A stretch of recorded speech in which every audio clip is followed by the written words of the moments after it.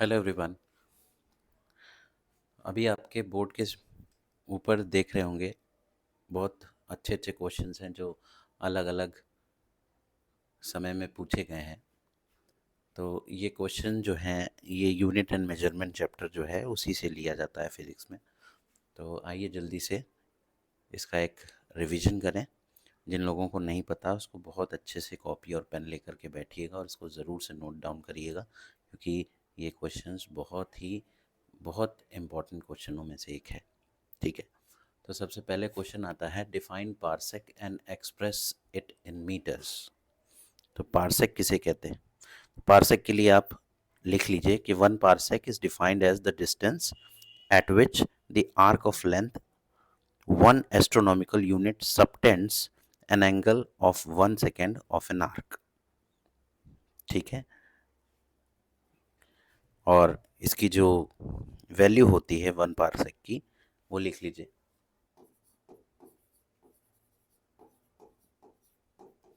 1 parsec equals to 3.08 into 10⁻16 meters. ये आपको ध्यान रखना है कि एक पार्सेक कितने मीटर्स के बराबर होता है। तो ये हो गया 1 पार्सेक की वैल्यू। ठीक है, अब क्वेश्चन है कि पार्सेक को आपको लाइट ईयर्स में कन्वर्ट करना है। तो लाइट ईयर का कन्वर्जन बहुत इजी होता है, तो इसको कन्वर्ट कर लीजिएगा। मैंने ऑफलाइन क्लास में कन्वर्जन इसका बताया हुआ है। तो 1 पार्सेक की वैल्यू जो हम लोग की निकल के आई थी 3.26 लाइट ईयर्स, ये इसका आंसर हो जाएगा। 1 parsec equals to 3.26 light years. ठीक है, दो क्वेश्चन हम लोग के हो गए। अच्छा, फिर कह रहा है एस्ट्रोनॉमिकल यूनिट, पार्सेक और लाइट ईयर्स को आपको असेंडिंग ऑर्डर में करना है। असेंडिंग ऑर्डर का मतलब होता है छोटे से बड़ा। जो सबसे बड़ा होगा सबसे राइट में होगा, जो सबसे छोटा होगा वो एकदम एक्सट्रीम लेफ्ट साइड में होगा। तो आपको हमने बता दिया था कि तीनों में सबसे छोटी यूनिट जो है वो एस्ट्रोनॉमिकल यूनिट है, 1 AU। इसको शॉर्ट में मैं लिख दे रहा हूँ। 1 AU सबसे छोटी होगी, फिर उससे जो बड़ी होगी वो होगी 1 लाइट ईयर्स, और इन तीनों में जो सबसे बड़ी है वो है 1 पार्सेक। 1 पार्सेक की वैल्यू सबसे बड़ी निकल के आती है। तो आप देख रहे हैं 1 पार्सेक, ऊपर वाले क्वेश्चन से ही आप रिजेंबल कर लें कि 1 पार्सेक की वैल्यू 3.26 लाइट ईयर्स है। दैट मीन्स कि लाइट ईयर से भी कितना बड़ा है, 3.26 टाइम्स, राइट। तो एस्ट्रोनॉमिकल यूनिट सबसे छोटा, फिर उससे बड़ा लाइट ईयर और सबसे बड़ा पार्सेक। ये क्वेश्चन हो गया। फिर अगला है name two commonly units use to express wave length of light. अच्छा, वेव लेंथ ऑफ लाइट के बारे में हम लोग पढ़ चुके हैं क्या होता है। तो ये और ये आपने पढ़ रखा होगा। अच्छा, इसको तो आप जानते होंगे, इसको क्या कहते हैं? इसको बोलते हैं एंगस्ट्रॉम। ठीक है, इसको क्या बोलते हैं? एंगस्ट्रॉम। ए के ऊपर हल्का सा क्या बना होगा, एक छोटा सा डिग्री टाइप का बना होगा, that is known as angstrom. ठीक है, नेक्स्ट क्वेश्चन है हमारा एक्सप्रेस 1 माइक्रोन इन मीटर्स। अब 1 माइक्रोन को मीटर्स के बराबर हमें करना है, या 1 माइक्रोन में कितने मीटर्स होते हैं उसमें एक्सप्रेस करना है। तो माइक्रोन के बारे में आपको पता ही है कि 1 micron basically it is what, 1 micron is 1 millionth part of a meter. तो 1 मिलियंथ को कैसे दिखाएंगे? तो ये लिख लेंगे 1 माइक्रोन। ठीक, अब माइक्रोन को लिखते क्या है? 1 माइक्रोन का मतलब होता है 1, और ये म्यू बनता है।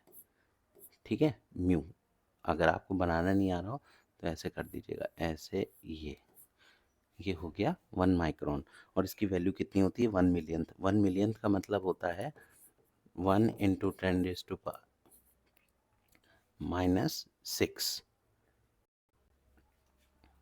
मीटर्स। ये हो गया। ठीक है, अब name the units use to measure the size of a nucleus and express it in meters. अब सोचिए, न्यूक्लियस जैसी सबसे छोटी चीज़ को के साइज़ को मेजर करने की भी कोई ना कोई यूनिट बनी होगी, वो क्या है? ठीक है, तो आप याद रखिएगा, ये वन लाइनर क्वेश्चन भी है, बहुत अच्छा क्वेश्चन पूछा जा सकता है कि न्यूक्लियस को किससे मेजर किया जाता है। ठीक है, न्यूक्लियर का साइज जो होता है फर्मी में नापा जाता है। किसमें? Fermi, FERMI, FERMI, Fermi. इसी में न्यूक्लियर का साइज जो है वो नापा जाता है। बहुत छोटा होता है। वन फर्मी का मतलब आपको बता दें, लिख लीजिएगा अपनी कॉपी में, one fermi equals to 10⁻⁻15 meters. इसको नोट डाउन कर लीजिएगा, one fermi equals to 10⁻⁻15 meters. ठीक है, नेक्स्ट क्वेश्चन हमारा आता है कि express nanometer in terms of meter and angstrom units. अब ये क्या है? नैनोमीटर आ गया भैया। तो नैनोमीटर का मतलब होता है एनएम। ये नैनोमीटर यही है अपना, ये जो नैनोमीटर था यही, और एंगस्ट्रॉम। अब इसके लिए देखिए क्या करेंगे, हमें करना क्या है, एक्सप्रेस करना है nanometer in terms of meter and angstrom. यानी कि नैनोमीटर में कितने एंगस्ट्रॉम होते हैं, कितने मीटर होते हैं, या एक एंगस्ट्रॉम में कितने होते हैं नैनोमीटर के बराबर, इसको देखना है। तो आप देखिए, 1 nanometer equals to 1 nano, just hold on please, 1 nanometer equals to, हमको लिखना है 1 नैनोमीटर इक्वल्स टू 10⁻⁻⁹ मीटर्स। ठीक है, 10⁻⁻⁹ मीटर्स।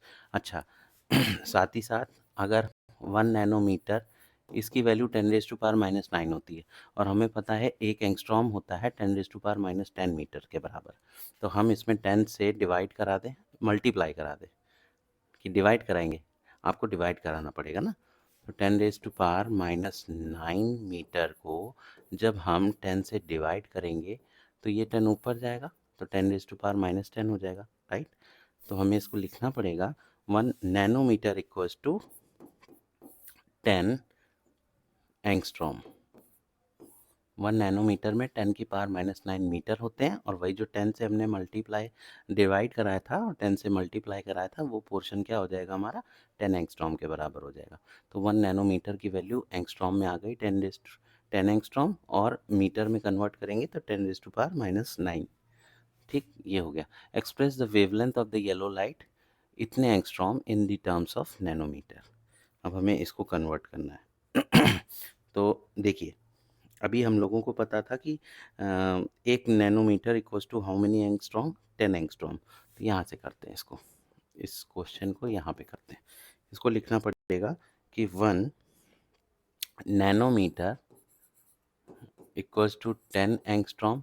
दैट मीन्स 10 एंगस्ट्रॉम की वैल्यू कितने नैनोमीटर के बराबर है, 1 नैनोमीटर के बराबर है, राइट। तो इसका मतलब है कि अगर हम इसको कन्वर्ट करें, एक एंगस्ट्रॉम के बराबर निकालें, तो एक एंगस्ट्रॉम की वैल्यू कितनी हो जाएगी, 1/10 नैनोमीटर के बराबर हो जाएगी। तो 1 एंगस्ट्रॉम की वैल्यू इतनी हो गई। तो 5893 एंगस्ट्रॉम की वैल्यू कितनी होगी, तो 5893 एंगस्ट्रॉम की वैल्यू कितनी हो जाएगी, जब हम 5893 को किससे डिवाइड करेंगे, 10 से डिवाइड करेंगे, तो हो जाएगा 5893 डिवाइडेड बाय 10 नैनोमीटर। 5893 को 10 से डिवाइड करेंगे तो कितना आएगा, 589.3।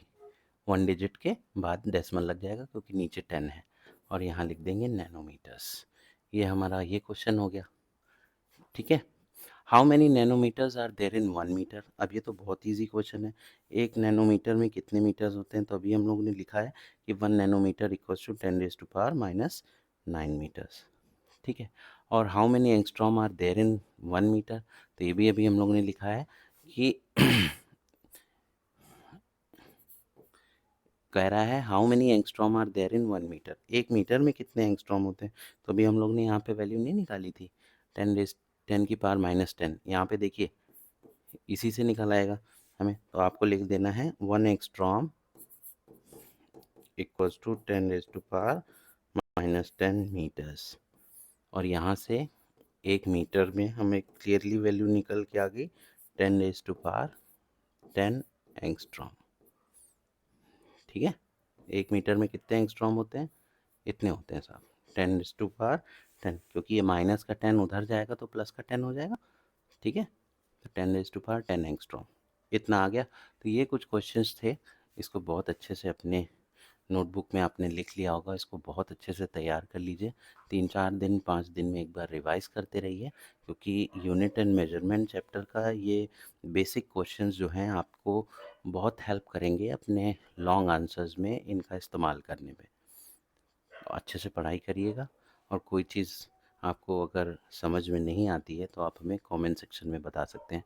हमारे चैनल को ऐसे ही व्यू करते रहिए और लाइक करते रहिए। Thank you so much.